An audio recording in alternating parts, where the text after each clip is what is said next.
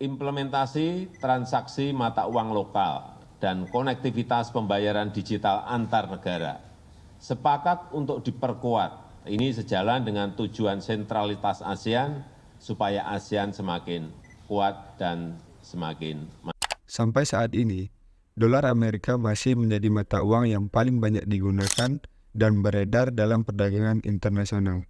Bahkan mayoritas cadangan devisa dunia, 57%-nya berupa dolar AS.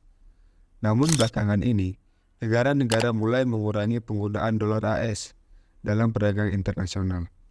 Apa yang menjadi penyebab negara dunia melakukan dedolarisasi? Beberapa negara di dunia telah menggunakan mata uang negara masing-masing jika ingin melakukan transaksi perdagangan. Upaya ini dilakukan agar penggunaan dan pengaruh dolar dapat diminimalisir. Karena jika keadaan ekonomi Amerika sedang naik turun, maka negara yang bergantung pada dolar mendapat dampak dari ketidakstabilan itu. Misalnya saja, setiap The Fed ingin menaikkan atau menurunkan suku bunga, maka itu akan menjadi sorotan seluruh dunia, karena setiap kebijakannya akan memiliki dampak terhadap perdagangan global. Selain itu, negara dunia merasa Amerika mendapat keuntungan dalam perdagangan yang menggunakan dolar. Bahkan jika Amerika sendiri tidak terlibat dalam perdagangan itu, karena semakin banyak dolar digunakan, maka semakin banyak pula permintaan atas dolar itu sendiri.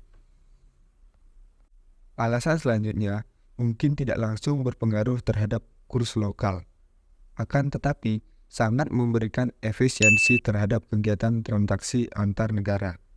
Misalnya, jika Indonesia ingin mengimpor barang dari China, Indonesia harus mengkonversi rupiah ke dolar sesuai dengan harga yang telah disepakati, dan dari pihak China harus mengkonversi harga yang telah dipatok dalam yuan ke dolar juga.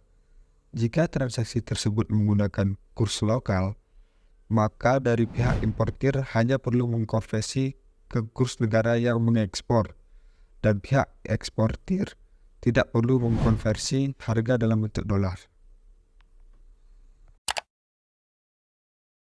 Sebenarnya, kegiatan pengurangan dolar sudah lama dilakukan, terutama di negara Uni Eropa yang mengeluarkan euro pada tahun 1999, yang bertujuan untuk meredam dominasi dolar.